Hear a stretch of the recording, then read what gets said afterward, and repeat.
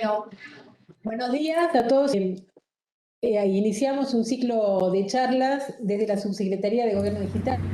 Yo soy Sandra D'Agostino, subsecretaria. Me acompaña Alejandro Steinmetz, director provincial de la DPCIT. A partir de hoy, durante otro jueves, vamos a dar charlas sobre tecnologías emergentes y en el día de hoy vamos a hablar de ciencias de datos.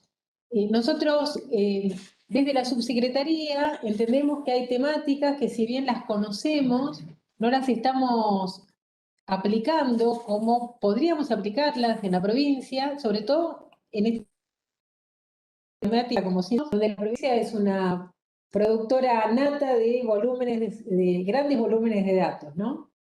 Entonces, para este ciclo de charlas pensamos tener académicos, que hoy nos acompaña Victoria Dumas, y ahora la voy a presentar, y empresas que están en la que van a contar casos de éxito en la administración pública, en otros organismos, fuera de la provincia de Buenos Aires, y nos van a dar ideas de cómo podríamos aplicarlo nosotros acá en la provincia. Entonces, bueno, para arrancar, les voy a presentar a Victoria Dumas, de la Fundación Sadowski, que la verdad es un orgullo poder contar con profesionales de la Fundación Sadowski, y en particular con Victoria. Victoria es licenciada en Bioinformática, egresada de la Universidad Nacional de Entre Ríos en el 2010, obtuvo el título de doctora por la Universidad de Buenos Aires en el 2016, trabajó como científica de datos en Aristas, Buenos Aires, y en los equipos de genética, estadística y data science de Ubiome en Santiago de Chile, así como también se desempeñó como docente de minería de datos. Actualmente es consultora del programa de Ciencias de Datos de la Fundación Sadowski y docente de la materia Visualización y Comunicación en la maestría en Ciencias de Datos de la Universidad de San Andrés. Bueno, Victoria, agradecerte personalmente que nos acompañes en este ciclo de charlas. Para nosotros es un gusto tu conocimiento, aportar todo lo que sabes, y te están escuchando de las son aproximadamente 45 direcciones de informática que conforman la provincia de Buenos Aires, y público en general que también nos está acompañando por Webex y por el canal de YouTube de Jefatura de Gabinete de Ministros. Así que bueno, Victoria, te damos paso a tu charla. Bueno, no, si quieren que empiece alguien, otra persona, y yo Bueno, sigo bueno, entonces intentándolo. empecemos con... Vamos probando, empezamos con Mario Riner, que es presidente de DataIQ.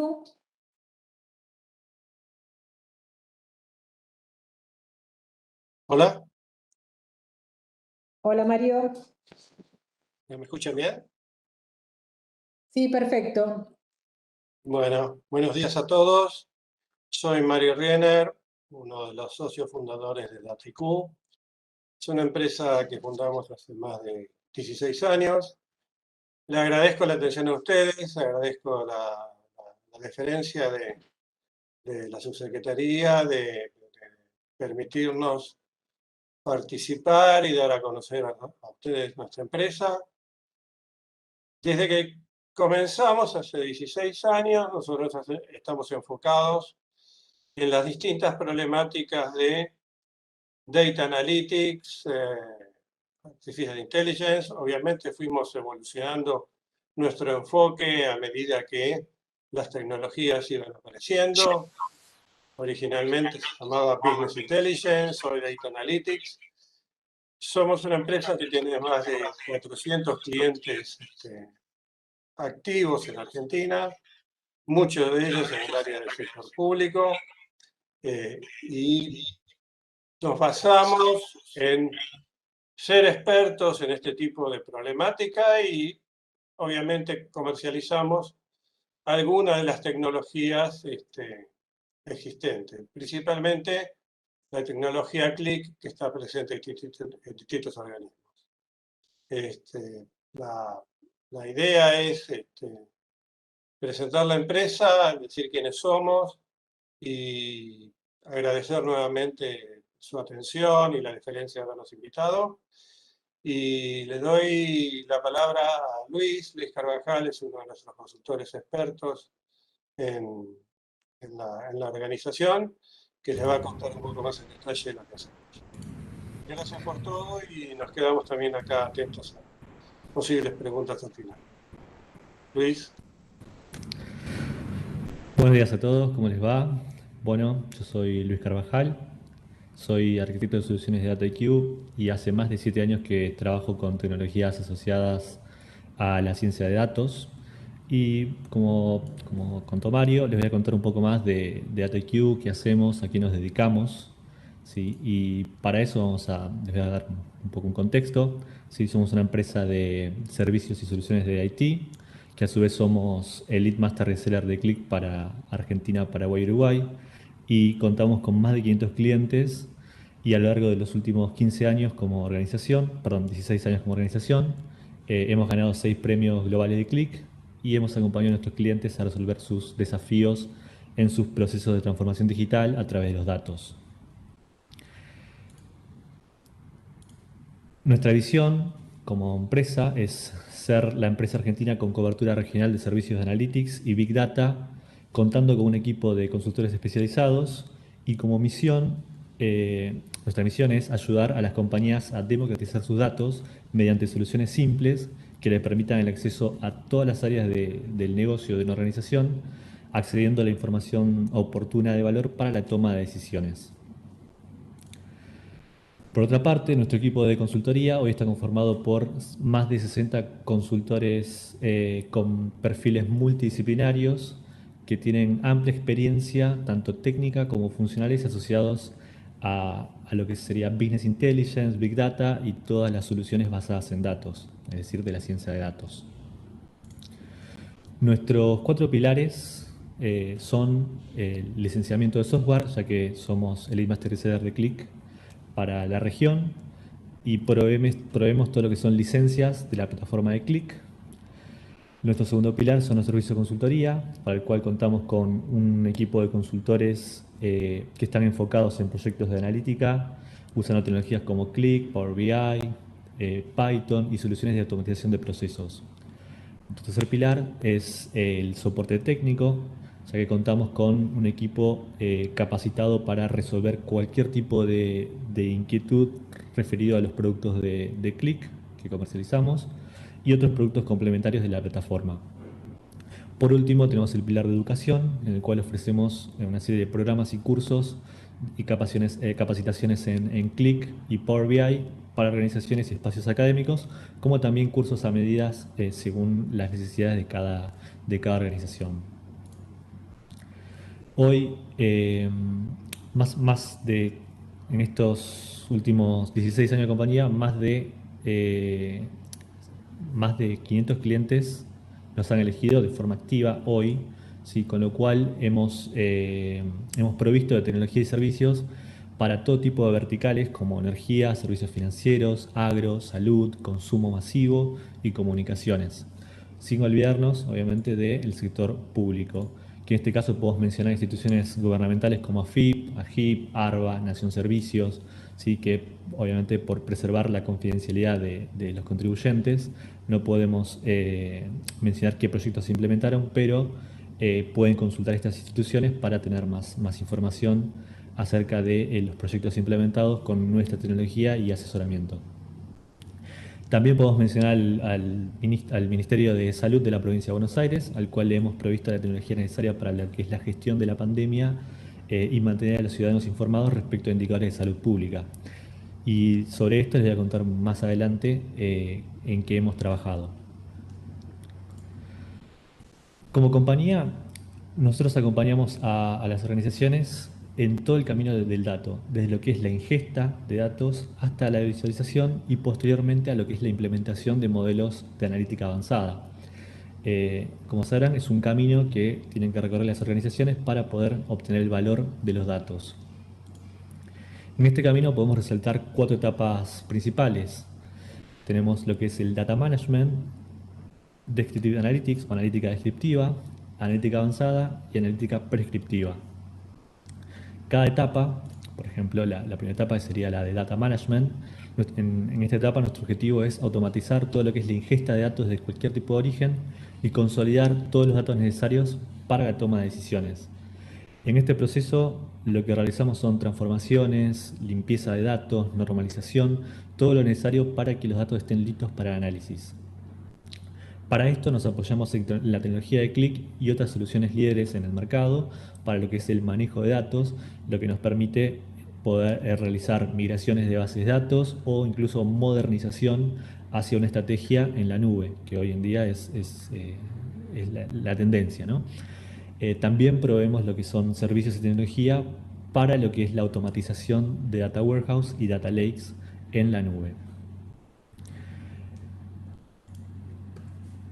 Una vez que tenemos los datos listos para análisis, cuando ya están normalizados, construimos modelos analíticos que les permitan a las organizaciones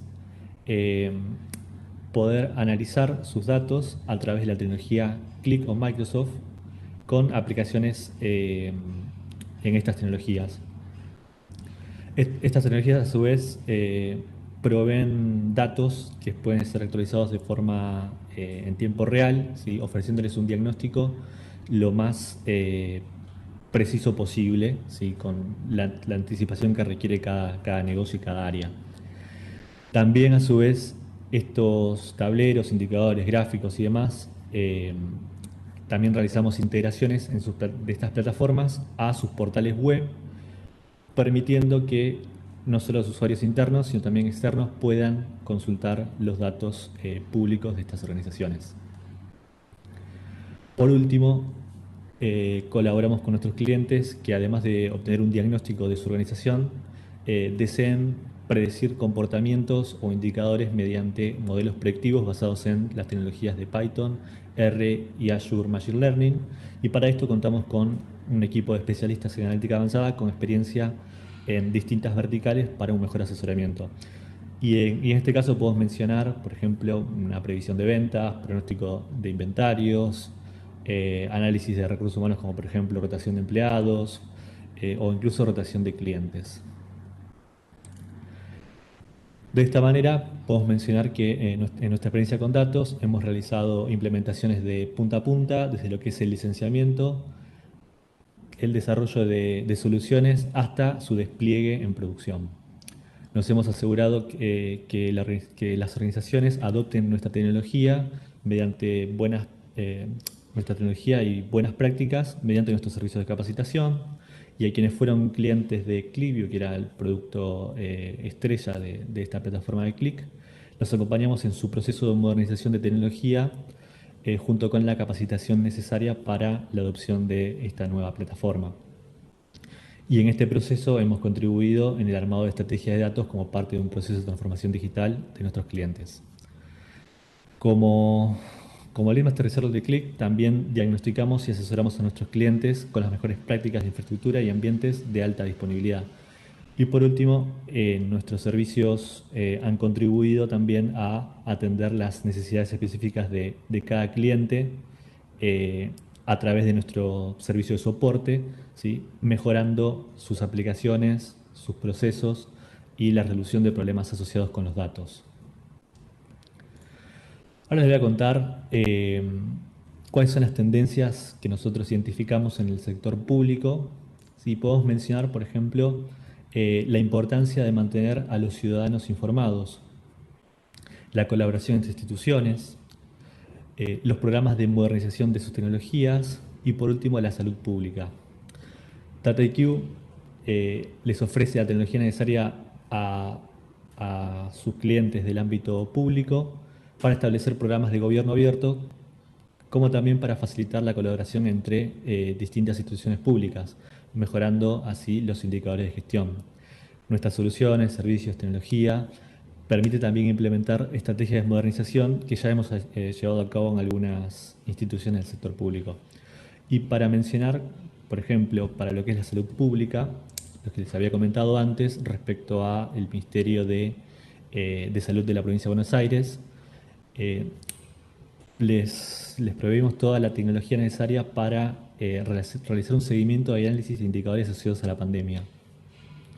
En esta aplicación vamos a ver que podemos hacer un análisis de los datos que están cargados en el sistema y hacer análisis, por ejemplo, por municipio, por región, ver temporalmente cómo van evolucionando los casos, si podemos entender cuáles son los indicadores más principales, ¿sí? Todo esto con la velocidad que nos ofrece Click, ¿sí? Con la rapidez para realizar los cálculos.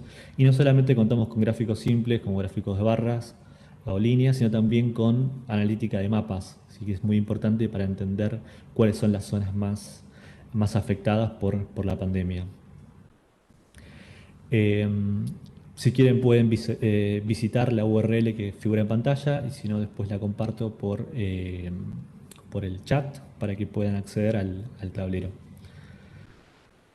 El siguiente caso que les voy a mostrar es Camesa.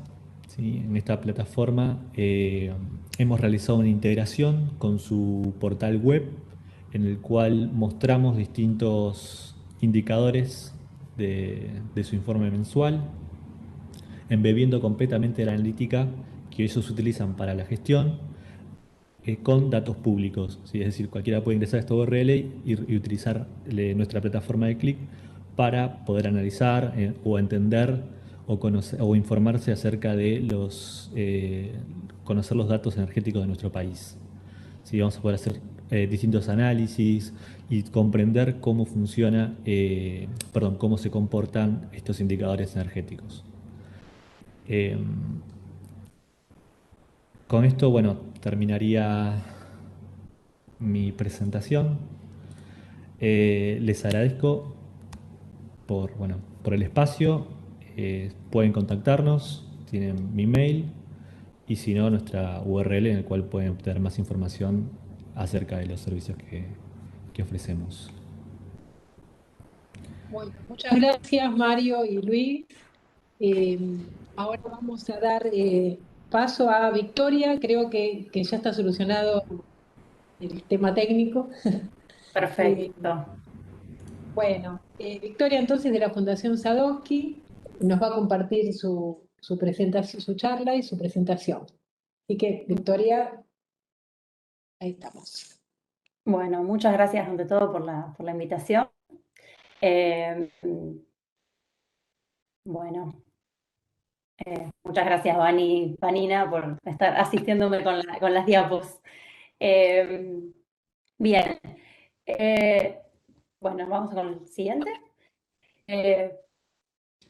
Bueno, un poco un resumen de lo que les voy a estar contando hoy. En principio, una breve panorama de lo que es la Fundación Sadowski. Dentro de la Fundación Sadowski, el programa al que pertenezco, que es el programa de ciencia de datos, y un poco contarles de qué va la ciencia de datos. Siguiente, ahí está.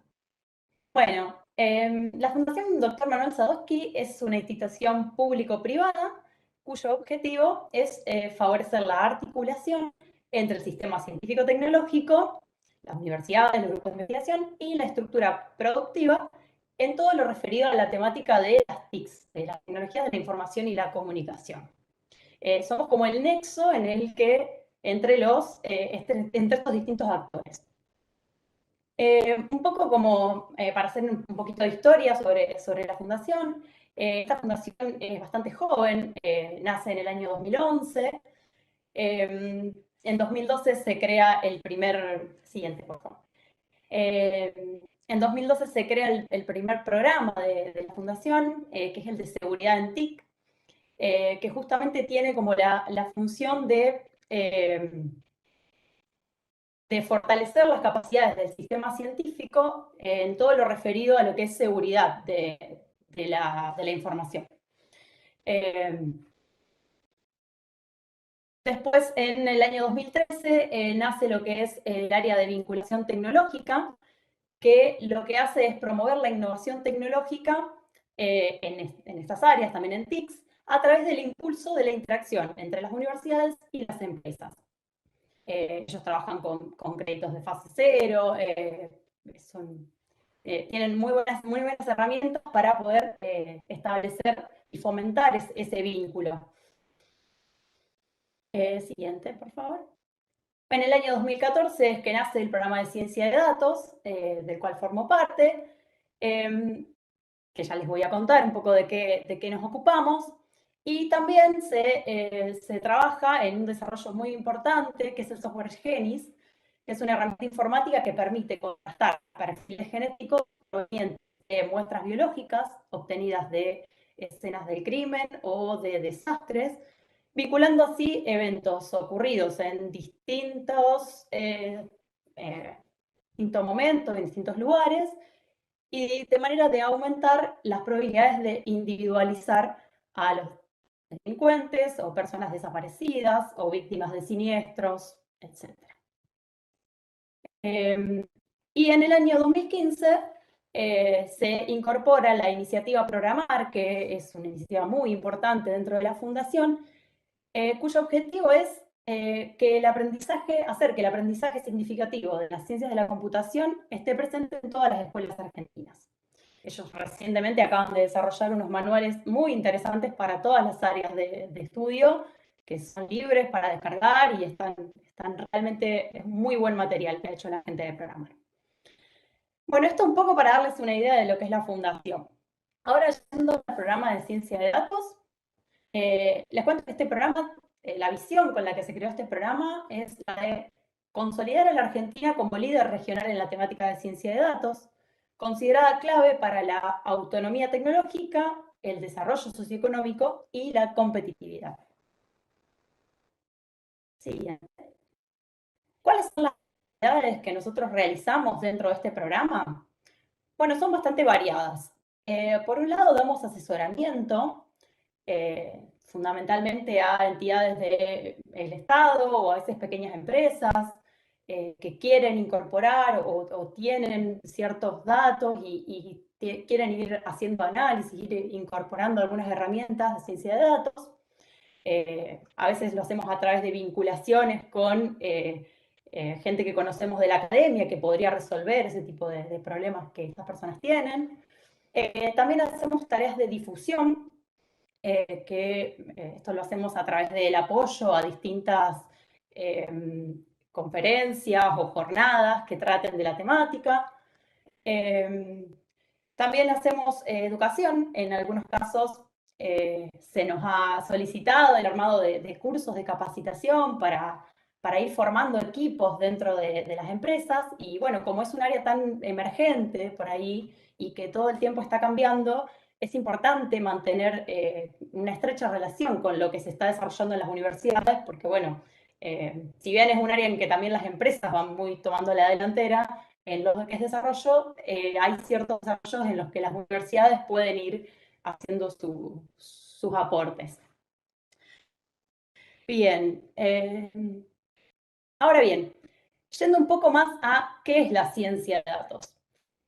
Bueno, más allá de las múltiples definiciones que pueden existir, algo que es innegable es que es un campo multidisciplinario que utiliza métodos, procesos y algoritmos científicos para extraer conocimiento a partir de los datos. O sea, vivimos en una era en donde realmente estamos tapados de datos de todo tipo, pero de poco nos sirve tener tantos datos si no podemos hacer algo, si no podemos sacar algo útil de ellos. Entonces, ahí es que trata la ciencia de datos de echar algo de luz. ¿Cuáles son los elementos clave de la ciencia de datos? Bueno, acá se mencionan algunos que creo que son un poco los más importantes, pero rápidamente surgen más. Lo primero que se tiene que tener cuando se va a encarar un proyecto de ciencia de datos es experiencia de dominio. Esto implica conocer el origen de los datos, cómo fueron tomados, qué particularidades tienen esos datos. Pueden ser datos sensibles, pueden ser datos de alguna índole particular que nos haga rápidamente requerir algún otro conocimiento. El segundo ítem importantísimo, es tener sólidos conocimientos de matemáticas, o sea, de estadística, fundamentalmente. De hecho, la ciencia de datos es, en su corazón es estadística, nace de allí. Y a la vez se necesita tener conocimientos de... ¿Se está escuchando un micrófono abierto?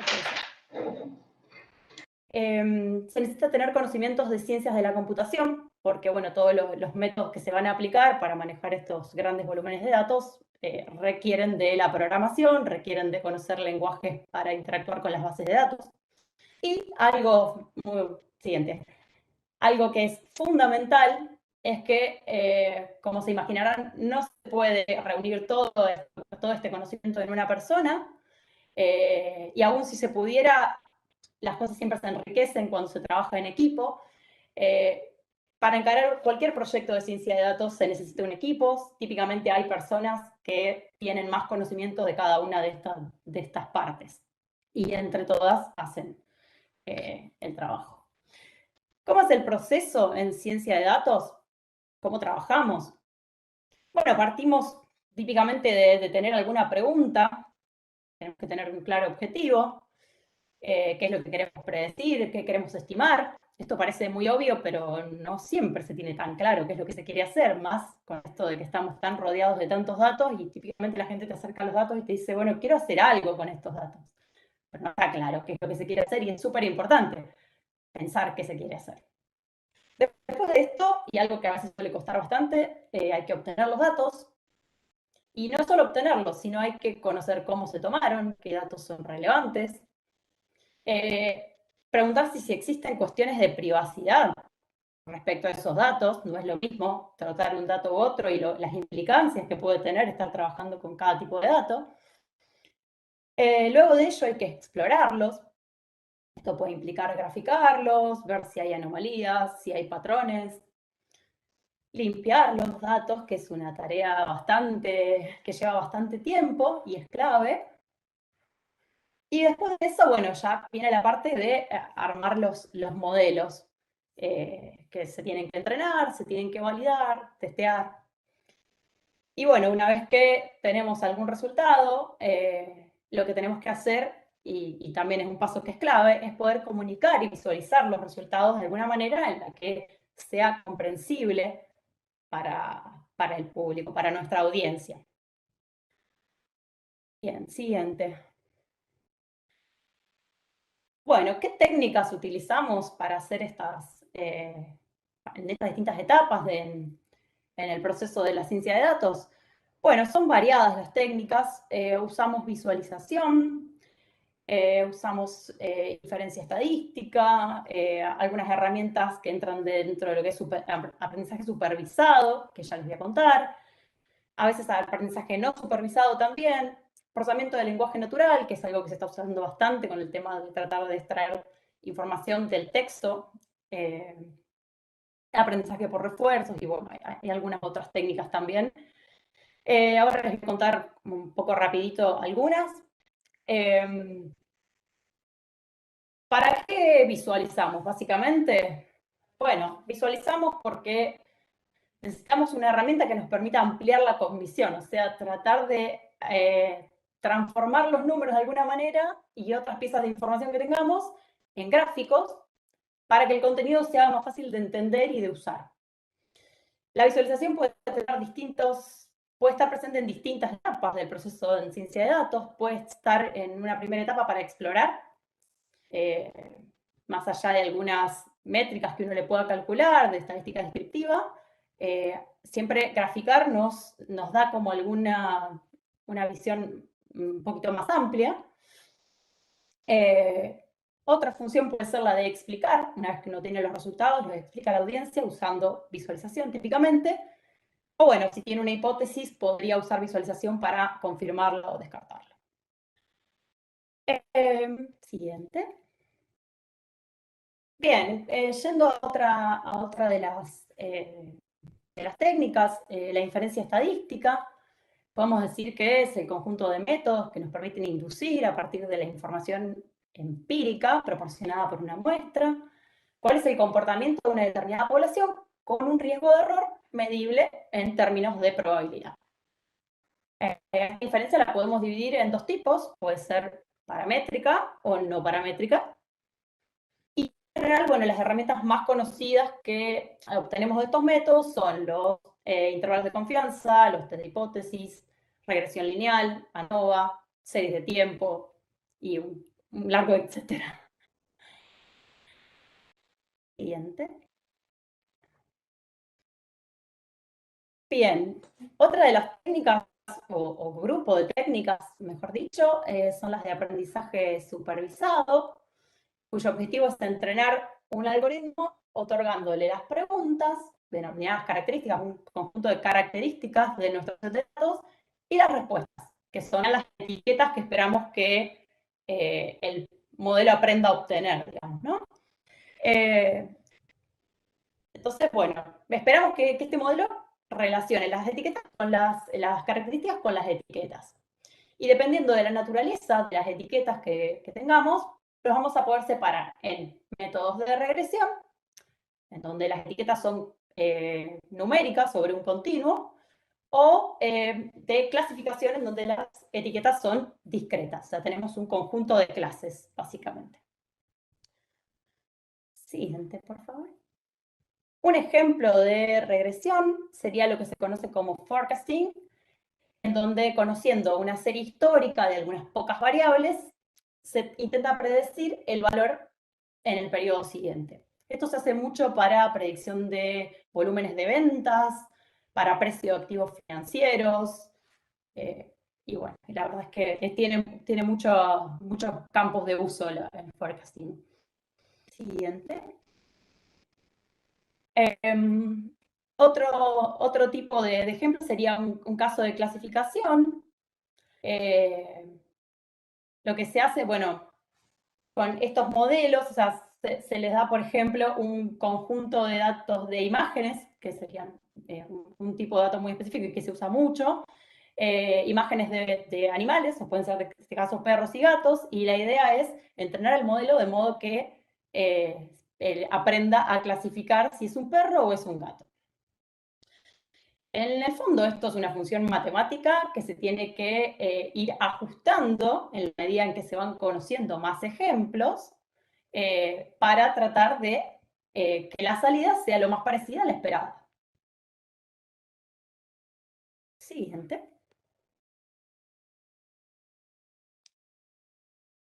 Bien. Otro tipo de técnicas son las que están englobadas en lo que se conoce como aprendizaje no supervisado. En el caso anterior, yo les decía que uno le dice cuál es la etiqueta que se espera. O sea, uno dice, bueno, todas estas imágenes son gatos, todas estas imágenes son perros. Y de esa manera usa esos datos para entrenar. Cuando hablamos de aprendizaje no supervisado, estamos hablando de técnicas que están dentro de lo que se conoce como Machine Learning, donde no se conoce la salida esperada. Es decir, solo se le da al sistema los datos de entrada y se deja que el modelo solo descubra cuál es la información o cuáles son los patrones que hay detrás de esos datos. A grandes rasgos podemos reducirlo a 3 clases de problemas. Uno de ellos es la detección de valores atípicos, o más conocidos como outliers. Otra de ellas es la reducción de dimensiones. Y otro, el clustering. Siguiente.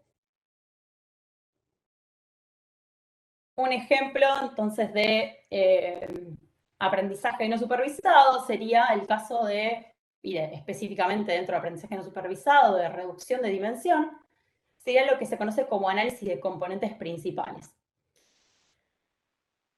A grandes rasgos, ¿de qué se trata esto? Bueno, a veces uno tiene un set de datos que tiene muchas características, muchas variables, pero no todas ellas son tan importantes. Y si uno construyera un modelo teniendo en cuenta todas esas variables, posiblemente sería muy difícil de entrenar, muy pesado, computacionalmente hablando. Y entonces, lo que hace es fijarse cuáles de esas características son las que más contribuyen a la varianza. Para decirlo así, la información que tenemos de un set de datos, la información total está dada por la varianza total que contiene ese set de datos. Entonces, el objetivo del análisis de componentes principales es identificar las direcciones o componentes principales a lo largo de las cuales la varianza de los datos es máxima. Siguiente.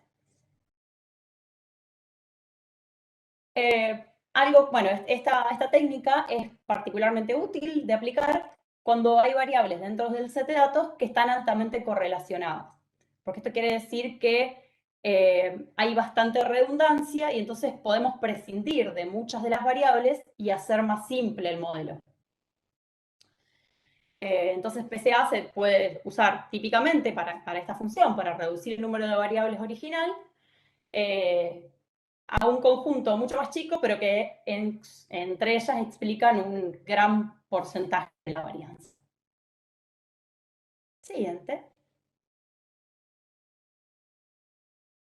Otro ejemplo de aprendizaje no supervisado sería, en este caso, de clustering o de agrupamiento. Es el caso de segmentación automática de la población. A veces lo que se quiere, por ejemplo, es para dirigir publicidades, se usa mucho esto, es generar distintos grupos de población de acuerdo a información demográfica y de comportamiento, o de, por ejemplo, gustos que se pueden inferir por el comportamiento en las redes sociales. Con esta técnica se pueden generar una cantidad K de segmentos automáticamente y de ese modo accionar de manera diferente sobre cada uno de estos segmentos poblacionales. Siguiente. Este es algo parecido, clustering geográfico en este caso. La idea es, en base a un set de puntos, encontrar patrones geográficos automáticamente. Por ejemplo, podría ser inferir paradas de colectivos o transacciones de clientes. Siguiente. Otro caso típico que se usa bastante es el clustering, es para segmentación de imágenes. Detección de qué zonas son, por ejemplo, en este caso, pertenecen a tierra, pertenecen a agua, o distintos usos por el estilo. Siguiente, y creo que ya terminamos. Estamos. Bueno, les escucho si tienen alguna pregunta. Y muchas gracias. Gracias, Victoria. Bueno, ahora vamos a dar paso a la siguiente empresa y después vamos tomando las preguntas que nos hacen tanto de los que están conectados por Webex como la gente que nos está siguiendo por el canal de YouTube. Mientras se va preparando Sergio, que va a compartir con nosotros, decirles que, bueno, cuando Victoria hablaba, la Fundación Sadowski también trabaja con nosotros en SADIO. Yo, además de ser subsecretaria, soy presidente de la Sociedad Argentina de Informática y todos los años llevamos adelante la JAIO, las Jornadas Argentinas de Informática, y hay un simposio en particular que se llama Agranda, que es sobre ciencias de datos, que en general lo llevamos adelante con Fundación Sadowski. Así que invitarlos para, esto es entre el 18 y el 30 de octubre, la JAIO. Bueno, Sergio, un gusto tenerte, te damos la palabra. Gracias por la invitación. Mi nombre es Sergio Wasuf, trabajo para la empresa SAS. Hacemos eso que mencionó Luis, de DataIQ, analítica avanzada, eso que mencionó Victoria, de correlaciones y aprendizajes supervisados, no supervisados. Y es mi intención que en cada presentación que doy se lleve una idea que no tenía. El límite acá es que tengo 15 minutos. Por lo tanto, vamos a ir rapidito. Y me ocurrió para decir, bueno, a ver qué podía comentarles que le resultara medianamente novedoso. Darle este enfoque. ¿Qué tiene que ver su PC? O sea, todos los que están aquí, algunos no son expertos informáticos, ¿qué tiene que ver su PC, su notebook, con esta cuestión de la analítica avanzada, de la inteligencia artificial? Y bueno, y por supuesto, ¿y cómo se puede usar para las actividades o beneficios del gobierno, que sería el objetivo de lo que estamos buscando? Así que bueno, allí vamos. Le cuento una introducción. Esta es la informática. Usted tiene una PC, tiene una notebook, tiene un celular, tiene un procesador. Todos han escuchado hablar de los Intel, el procesador Intel, que sabe hacer, mire, básicamente una cantidad de cosas, pero básicamente dos cosas: las 4 operaciones aritméticas y esto que está acá. Esto que dice acá, sí, entonces, sí, no. ¿Qué es esto? Si yo voy a sacar plata de un cajero y el saldo es mayor al importe, entonces me da plata. Y si no, no me da plata. Ese de si pasa tal cosa, hago esto, y si no pasa, hago tal otra, todo el edificio informático, todo lo que, el Word, el Excel, la inteligencia ultra avanzada, el reconocimiento, todo se basa en eso por una sencilla razón. Las computadoras no saben hacer otra cosa. Y los datos con los cuales va a trabajar tienen que estar en la memoria. Memoria que, insisto, esto es su PC, su notebook, memoria que trabaja a velocidad de nanosegundos. Nanosegundo es no es la millonésima parte de un segundo, es la 1000 millonésima parte de un segundo. Esas son las velocidades que tenemos, pero tiene la característica que se borra. ¿Qué le pasa a usted cuando no salvé el Word? Le di shutdown o lo desenchufé y se me borró todo. Para lo cual, estas computadoras tienen unidades de almacenamiento que también guardan los datos en una forma mucho más lenta. Milisegundos, o sea, 1.000.000 de veces, cientos de miles de veces más lento, pero no se borran. Yo lo desenchufo y lo que quedó en el disco está en el disco. Resulta que este modelo, esto que yo les acabo de decir, es lo que responde. Todos los aparatos que tiene en su casa responden a esto. El Smart TV, su celular, el Smart lavarropa, el auto que estaciona solo, todo lo que tenga informática responde a este modelo que fue inventado, generado hace 70 años, donde una cantidad de gente, y estas dos personas que son para mí como los más eminentes dentro de la cuestión informática. Es hoy que cualquiera pega 3 post-it contra una pared y dice, estamos ante un nuevo paradigma. Esto es un paradigma. 70 años hace que se inventó y no hay nada nuevo que se haya inventado al respecto. Cuando venga la computación cuántica es nueva, pero todavía está en requete contra pañales. Muy bien. Y luego vinieron los sistemas distribuidos. O sea, ese computador ahora se conectan en redes de modo tal que cada uno hace una parte del trabajo. Cuando usted entra y saca un pasaje de avión o entra a Arba para pagar sus impuestos, hay muchos, como que cada uno toma una parte de la pantalla, cada uno toma una parte de lo que hay que hacer. Y eso es lo que se logró haciendo estas redes de sistemas distribuidos. Quédese con esto por un ratito que ya volvemos. ¿Qué nos caracteriza a nosotros como personas, como ciudadanos, como seres humanos? Bueno, por ejemplo, los datos civiles, nombre y apellido, fecha de nacimiento, DNI, pasaporte, partida de nacimiento, estado civil, cantidad de hijos, hijas, lenguaje inclusivo, género, nos caracteriza o no, toda una discusión. Bueno, decenas de cosas más. Además, mire, todo esto. O sea, si yo quiero decir, la quiero caracterizar a Sandra, a Luis o a Victoria. Bueno, ¿qué tipo de educación tiene? ¿Qué le gustan sus deportes? Los datos antropométricos, ¿qué altura tiene? ¿Qué peso de color de ojo, color de cabello? Todo eso. O sea que rápidamente yo puedo decirle cientos o miles de variables, de características que nos caracterizan, que lo caracterizan a Sergio. ¿Qué movimientos bancarios tiene? ¿Qué transacciones? Agregue a todo eso, todo esto, su perfil genético, con quiénes habla, por dónde se mueve, con quiénes se relaciona. O sea, rápidamente tengo miles de datos que nos caracterizan como personas. Bien. ¿Y para qué sirve todo eso? Esto que Victoria mencionó, correlaciones. O sea,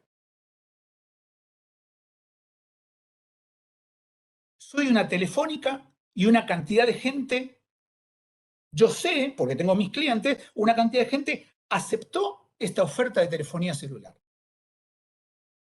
¿Qué características tiene esa cantidad de gente? O sea, de esas miles de variables, ¿cuáles son las comunes que me está indicando que esa persona aceptó mi oferta celular? Una cantidad de chicos dejaron las escuelas. ¿Qué características tienen esos chicos que dejaron la escuela? ¿Para qué me sirve descubrir esas correlaciones? Porque entonces yo puedo analizar, esto es lo que Victoria mencionó como análisis, aprendizaje supervisado. Yo puedo analizar cuáles tienen esas características, por lo tanto son potencialmente desertores de la escuela, por lo tanto yo puedo actuar con proactividad. oyendo algo más banal. Esa gente que aceptó que se parece a la que aceptó mi oferta de celular, entonces le voy a mandar el aviso a ellos. ¿Por qué? Porque son los que están más propensos a comprar esta oferta de celular. Descubrir correlaciones. Cuando yo tengo una base de datos en la que hubo gente que desertó de la escuela o compró celulares. Ese es el objetivo que mencionaba Victoria. O a veces cuando no tengo este aprendizaje no supervisado, descubro anomalías. ¿Qué significa esto? Por ejemplo, fíjense que está abajo a la derecha, una cámara. Tengo, el gobierno de la ciudad lo tiene, la provincia desconozco, hay un montón de cámaras. Montones son miles. ¿Qué voy a estar mirando 1000 cámaras a alguien para ver qué es lo que sucede allí? Yo no puedo decir qué sucede allí. Lo que sí puedo hacer con estos algoritmos, esta palabra que también usó Victoria, con estos algoritmos, es que aprendan, descubran qué es lo normal. Entonces, cuando pasa algo que es anormal, avisa, che, mira, acá está pasando algo. En una de esas está pasando algo en serio. Un asalto, un secuestro, o en una de esas está pasando nada. Que pasó algo, que pasó una cantidad de gente que antes no. Pero al menos de las miles de cámaras, yo estoy poniendo el foco en aquella que mi algoritmo descubrió que pasa algo que antes no pasaba. El tema con las correlaciones es peligrosísimo. ¿Por qué? Porque es una herramienta fenomenal y es una trampa fenomenal. En estadística decimos, correlación no implica causalidad. Que dos cosas tengan que ver una con la otra no significa que una sea causa de la otra. Por ejemplo, si yo le digo, miren, esas dos curvas están representando los ingresos per cápita y la otra, el movimiento del mercado inmobiliario. Uno podría decir, mira, esa correlación puede tener que ver. En realidad, ¿saben lo que son esas dos curvas? Miren, la inversión de Estados Unidos en ciencias, espacio y tecnología respecto a la cantidad de suicidios por estrangulamiento o sofocación. O sea, en este caso correlación no es causalidad. O por ejemplo, si yo les digo, miren, esto es la variación del precio de la soja respecto a la recaudación por aportes patronales del trabajo rural. Y bueno, puede ser que tenga que ver. En realidad esas dos curvas saben que son la cantidad de gente que murió ahogada en una pileta respecto a la cantidad de films en los que participó Nicolas Cage.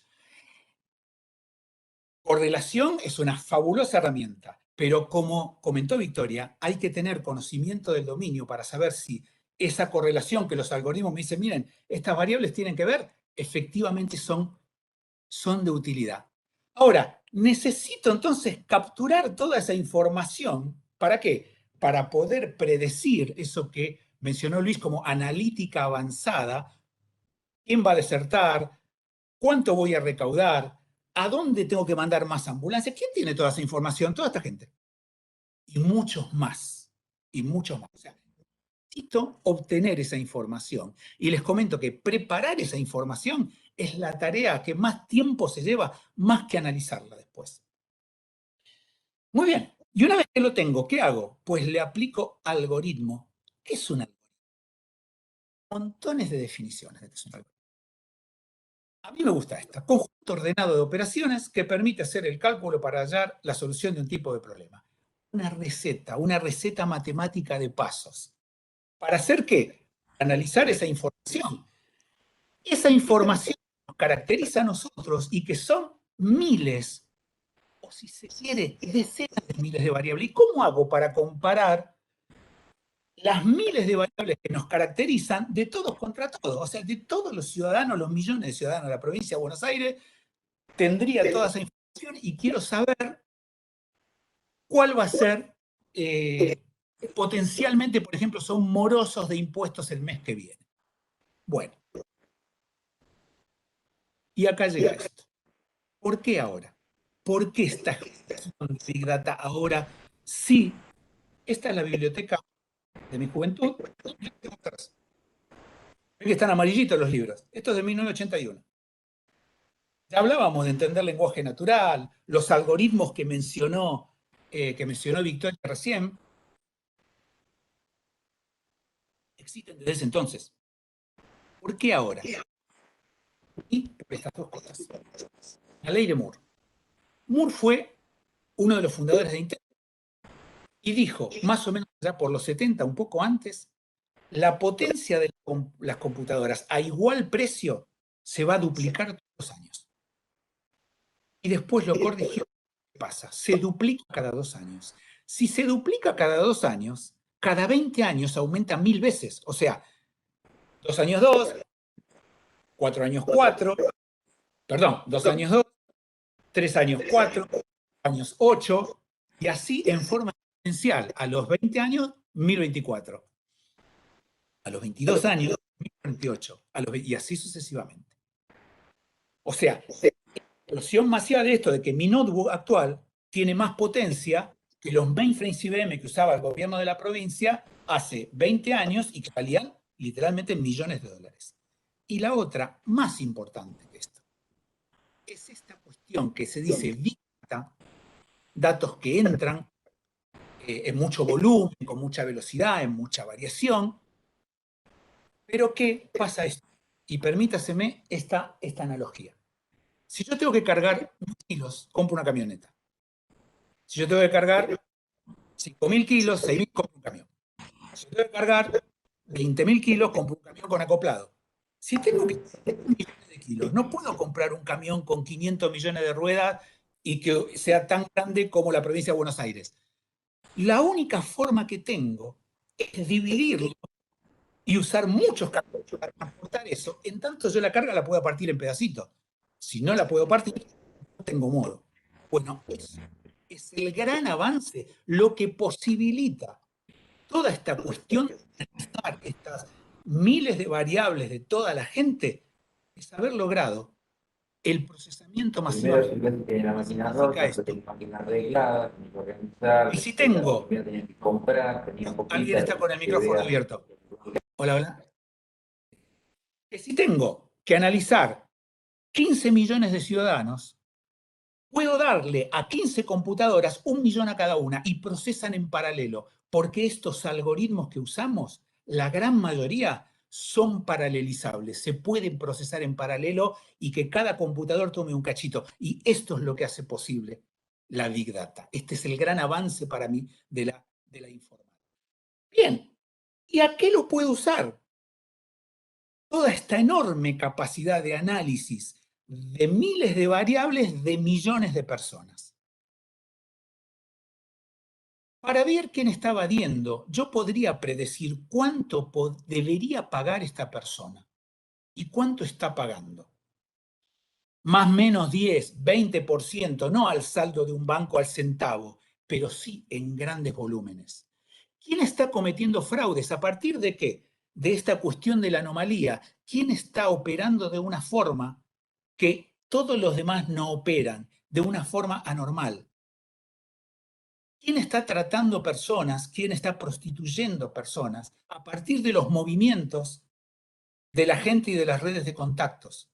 Y también, por supuesto, porque podemos dedicarnos a cosas más virtuosas, o sea, no solamente a perseguir delincuentes, porque no todos son delincuentes ni todo está mal, sino dónde aprovisionar, en qué lugar. Yo tengo una cantidad de ambulancias, una cantidad de policías, una cantidad de médicos, una cantidad de elementos para comedores comunitarios limitada. Bueno, en función de las necesidades, en función de las enfermedades, en función de los delitos que se cometen en cada día, en cada hora, en función del tiempo, en función de la cantidad de variables que analizo, ¿dónde es mejor aprovisionar recursos en forma óptima? ¿Cómo puedo saber quién está por dejar la escuela para poder actuar antes y que esa deserción no suceda? ¿Dónde me conviene abrir más escuelas? ¿Dónde me conviene poner más torres de comunicación? ¿Dónde me conviene poner más puestos de control? Para eso es esta analítica avanzada que mencionó Luis, para eso son estos algoritmos que mencionó Victoria. ¿En qué lugares, si yo pongo fomentos, programas de fomento, si yo pongo reformas impositivas, en qué lugares y en qué actividades impacta mejor para no ponerlo masivamente de una forma que finalmente no me rinda los beneficios que debería rendir?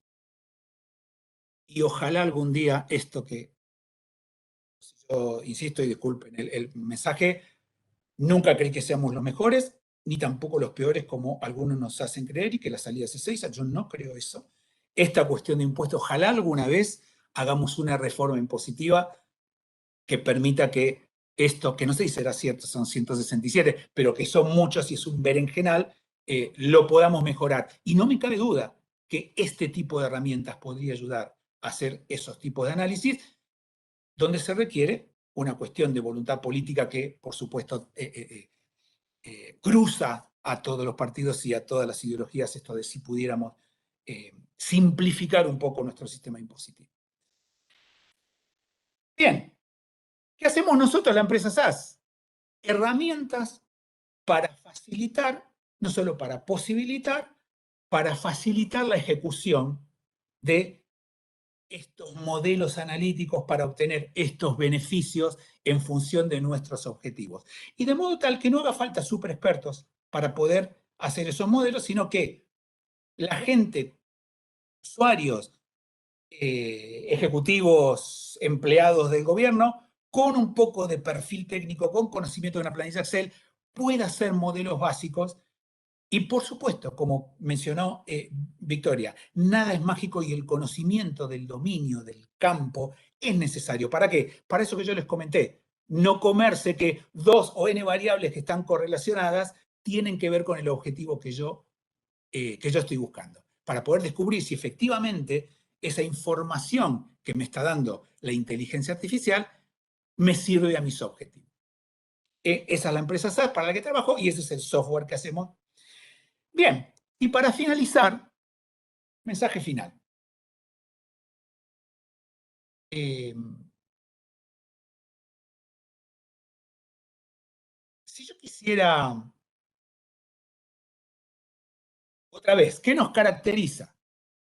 Vamos a poner esas 7 preguntas. Pero que la respuesta a esas 7 preguntas nos da más o menos nuestra inclinación, llamémosle, política o ideológica.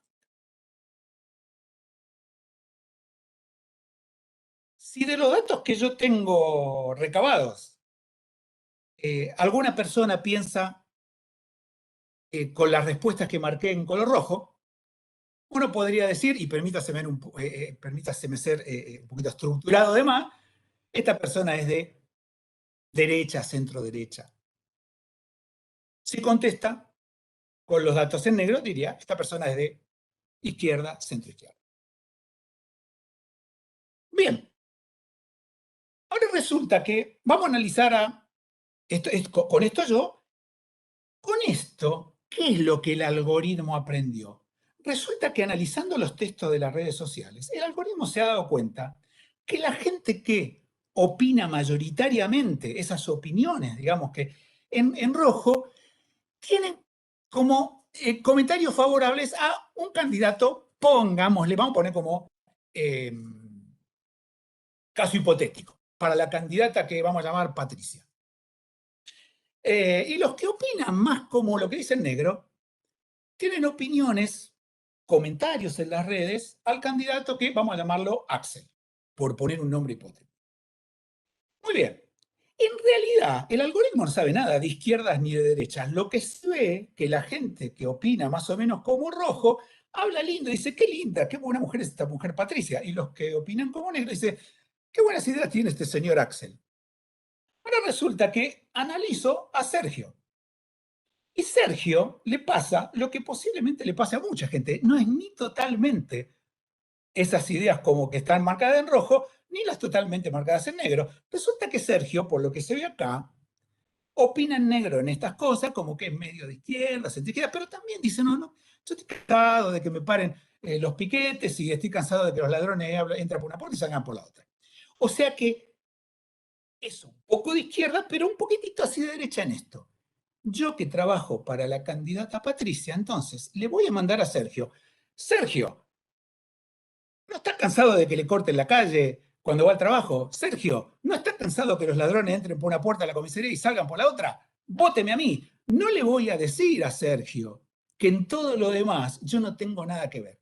Ahora uno dice, nadie va a ser tan tonto de responder a esos mensajes o de cambiar un voto por esos mensajes, o de pensar ideológicamente un poquito por esos mensajes. Y la lamentable respuesta es que todos nosotros somos, en alguna medida, un poco más o un poco menos totalmente permeables a ese tipo de mensajes, y eso es lo que se hace. Ese paper lo explica muy bien, paper de un chileno, se llama Martin Helbert, y esto es lo único que voy a leer textualmente. Teniendo entre 100 y 250 likes, solo los likes tuyos en Facebook, se puede predecir tu orientación sexual, tu origen étnico, opiniones religiosas, nivel de inteligencia, si usas drogas, si tus padres son separados o no. Con 150 likes, los algoritmos pueden predecir el resultado de tu test de personalidad mejor que tu pareja.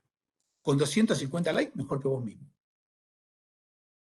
Para esto también sirve. Para aquello virtuoso que les comenté de provincia y para esto que también obviamente se está haciendo. Y al día de hoy yo estoy convencido, podríamos hacer el censo en los centros urbanos no muy grandes, tal vez no seguro que no en las poblaciones rurales con menor densidad poblacional, pero el censo nacional podría hacerse perfectamente a partir de la información que está guardada en una cantidad de organismos, en una cantidad de empresas de servicios públicos a las que posiblemente podríamos tener acceso. Y sería un enorme aumento de eficiencia y una enorme reducción de costos. Finalmente, entonces, todo lo que le conté es cierto, puede encarar casi todo tipo de problema. Es un poco más complejo que lo que pude explicar, no sé si espero no haberme excedido mucho en estos minutos. Y si logré dejarle algún conocimiento nuevo o alguna idea nueva, o si al menos pasó unos minutos agradables, me doy por satisfecho. Y bien, abierto a las preguntas que pueda hacer. Sandra, muchas gracias por la invitación nuevamente. Bueno, gracias Sergio, muy amable. Ahora sí abrimos a las preguntas tanto para Victoria, para Luis, para Sergio. Yo ya tengo una pregunta que me pasaron para Victoria, decías, en el procedimiento de obtención de los datos se señaló que podrán surgir cuestiones de privacidad involucradas. En caso de ser así, de presentarse información vinculada a la privacidad, ¿qué medidas se deberían realizar? Bueno, es buenísima la pregunta. Bueno, ahí va a depender de la índole de los datos, pero ya de por sí va a ser necesario contactar a personas que tengan conocimiento de seguridad de los datos, cómo preservar. O sea, hay gente experta, de hecho en la fundación hay gente experta en seguridad de los datos, y no es algo que comúnmente podamos conseguir fácilmente, es algo bastante difícil, una expertise compleja. También hay legislación sobre el tema de protección de datos personales, y entonces es súper importante que se tenga en el equipo, de nuevo porque una sola persona no puede conocerlo todo, personas que puedan asesorar en el tema jurídico. Y también un poco usar, creo, el sentido común, porque es un área que está como poco... Hay veces que las intersecciones son como difíciles de definir, o sea, no está legislado quizá de qué manera se tienen que tratar ciertos datos. Y que no esté legislado no implica que no tengamos que ser responsables y usar todo nuestro mejor conocimiento como para poder proteger esos datos.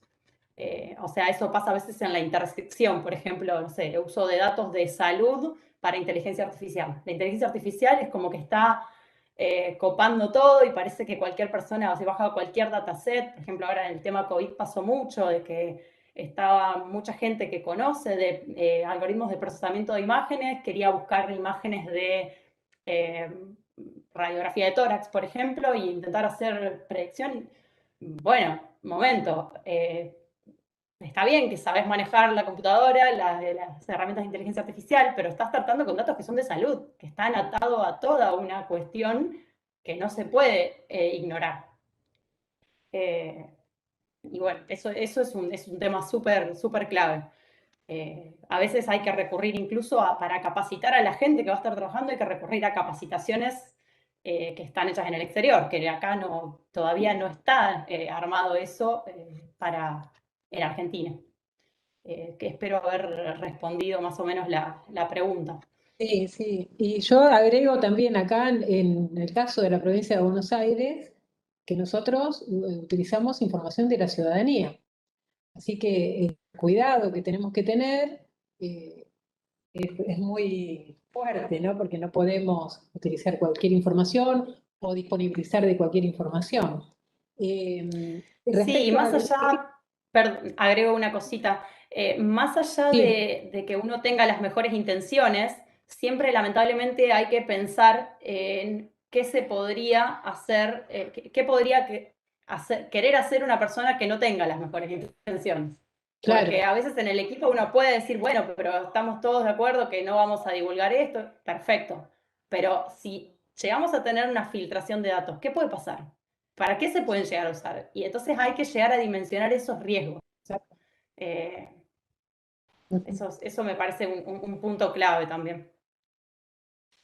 Y respecto a inteligencia artificial, que en ¿Puedo este agregar, ciclo de Sandra, charla, un sí, comentario? una cosita, Sergio, nada más, que digo, creo que el jueves que viene, no, el otro, que vamos a hablar de inteligencia artificial, también vamos a tocar el tema de ética en la inteligencia artificial. Es dentro de 2 jueves, porque también ahí hay toda una temática a desarrollar. Sí, Sergio, sí. Simplemente déjeme poner este ejemplo. Mi postura al respecto es, todo lo que puede pasar, pasará. Los datos que se comparten nos dan una cantidad de beneficios enormes y nos ponen ante unos riesgos grandes. Tan grandes que no hay que dejarlo solo en manos de los informáticos desde ya. Pero déjenme este ejemplo.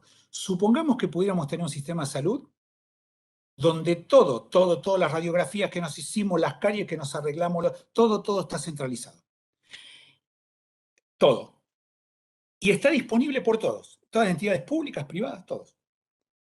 Eso el beneficio que nos daría sería tremendo. O sea, usted va a cualquier médico y tiene toda la historia de todo lo que tomó fabuloso. Ahora, hay un riesgo enorme, casi yo les diría imposible de reducir a cero, de que esa información no esté en manos de gente que no debe. ¿Qué hacemos? O sea, ¿hacemos eso igual y tomamos ese enorme beneficio y asumimos ese riesgo tratando de minimizarlo o no? Bueno, yo creo que la discusión debe pasar por allí. O sea, ni la cuestión, entre comillas, naif de no, entonces no, porque esto no podemos, porque eso es riesgoso y Google nos lee y todo, lo cual es verdad, pero los beneficios que nos puede traer son enormes. Y me parece que aparte de la cuestión legal, hay una cuestión social que se debe debatir y discutir al respecto de qué riesgos tomamos, porque los beneficios también son muy grandes, pero los riesgos también son muy grandes. Entonces, eso es complejo y está en pañales la discusión todavía, eso es lo que me parece. Sí, ahí había un comentario, estaba leyendo en el chat, que decían, esto con blockchain se puede reducir los riesgos. Bueno, el jueves que viene tenemos la charla de blockchain, así que yo voy haciendo publicidad de nuestras charlas. Acá en la provincia de Buenos Aires estábamos trabajando, con nosotros colaboramos, sobre un proyecto de historia clínica electrónica, que es justamente lo que estás comentando, Sergio. No sé si están conectados del Ministerio de Salud, estaban invitados a la charla, y bueno, es un debate que tenemos que darnos, ¿no? Porque la historia clínica electrónica o digital lo que lleva es a la digitalización de la historia clínica de cada una de la ciudadanía en general, porque es tanto para la administración pública como para los hospitales o clínicas privadas. Así que ahí el debate o la problemática ya la tenemos y la tenemos que evaluar. Ahí hay más consultas, pero se me van del chat. Las tengo acá yo. Ale, habla de... Bueno, las preguntas que hay sobre blockchain las dejamos quizá para el jueves próximo, que es una charla específica sobre esa temática. Nos consultan desde Montermoso, dice que ellos están trabajando en la construcción de indicadores catastrales y económicos para la Secretaría de Hacienda, y si existe alguna plataforma de la provincia para poder trabajar esos datos. No. No. La respuesta es no. No tenemos plataforma.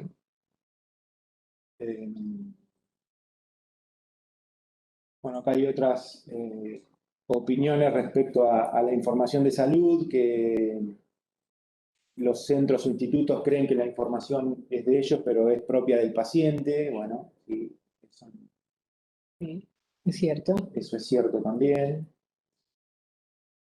Respecto a los datos de salud, preguntan si no debería existir consentimiento del paciente. Y que es así, entiendo que es así.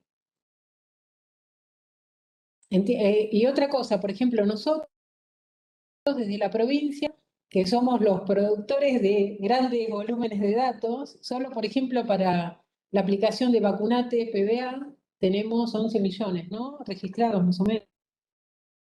Entre 11 millones de personas registradas en la base de datos, cuando se inscriben para la vacuna, nos tienen que dar, por ejemplo, el consentimiento de mandarles el turno por alguna vía de comunicación. ¿Sí? Pedimos expresamente eso. Y por otro lado, los datos para el plan de vacunación son solo utilizados para el plan de vacunación. Que la gente que sacó turno en vacunación en otros días, fuera de la provincia de Buenos Aires, después recibían votá a fulanito de tal. Eso está prohibido, eso no se puede hacer. Se supone que la gente que se inscribió para vacunarse tiene ese consentimiento para después recibir el turno. Esos cuidados desde la provincia los tenemos, pero como dice Sergio, todo puede pasar. Nosotros somos los custodios de los datos, pero bueno, la provincia es muy buena y muy grande en volumen de empleados también. Tenemos que tener el cuidado de quién gestiona esos volúmenes de datos, ¿no? No sé si hay algo más. Sí, el consentimiento puede ser parcializado en algunos, o en general. Por ejemplo, el Estado tiene la obligación de tener el consentimiento de la ciudadanía. Ahora, esa misma persona que se inscribe acá para el plan de vacunación y todo el consentimiento, tenemos todo el cuidado, esa misma persona va a Carrefour y deja todos los mismos datos para ver si sale sorteado en un bono de 2.000 pesos que nunca lo gana, ¿no? Pero bueno, pero el Estado es responsable de los datos. Entonces nosotros tenemos que cuidado desde la subsecretaría, por eso también hacemos esta charla para las áreas de informática en general, para los resguardos que tenemos que tener, pero es cierto que después la gente deja los datos o encuestas en las redes con todos los datos, y bueno, y ahí los datos nuestros están por todos lados. Así que bueno, creo que no tenemos más preguntas. Bueno, un agradecimiento total a Victoria, a Mario, a Luis y a Sergio por haber compartido con todos nosotros y nosotras todos sus conocimientos y todas las herramientas que están utilizando. Y bueno, invitarlos para el jueves que viene, que tenemos la charla de blockchain. Nos va a acompañar Julián Yonadevich de AFIP, que es un experto en la temática. Así que bueno, el jueves que viene nos vemos. Gracias a todos y a todas. Chao. Muchas gracias. Muchas gracias.